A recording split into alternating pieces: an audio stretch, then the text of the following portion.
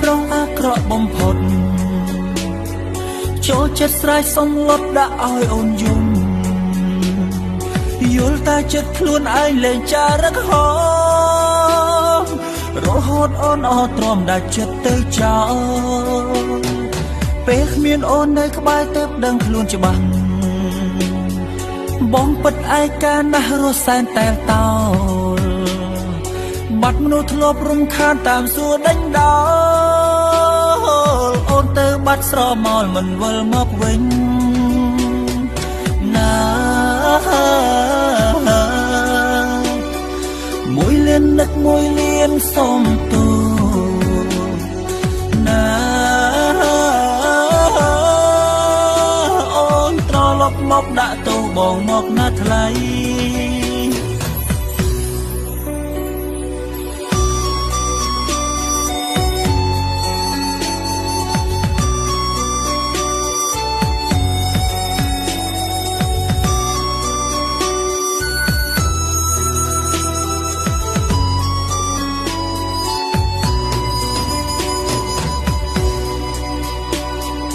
បងគឺជាមនុស្សប្រុសអាក្រក់បំផុត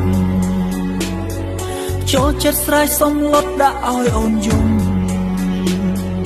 យល់តែចិត្តខ្លួនឯងលែងចារឹកហមរហូតអូនអត់ទ្រាំដាច់ចិត្តទៅចោលពេលគ្មានអូននៅក្បែរទៅដឹងខ្លួនច្បាស់បងពិតឯកាណាស់រស់សែនតែលតោលបាត់មនុស្សធ្លាប់រំខានតាមសួរដេញដោលអូនទៅបាត់ស្រមោលមិនវិលមកវិញណា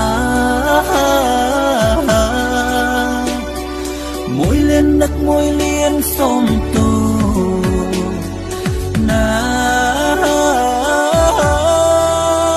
អូនត្រឡប់មកដាក់ទោសបងមកណាថ្លៃណាមួយលៀននឹកមួយលៀនសុំទោណាអូនត្រឡប់មកដាក់ទោសបងមកណាថ្លៃណា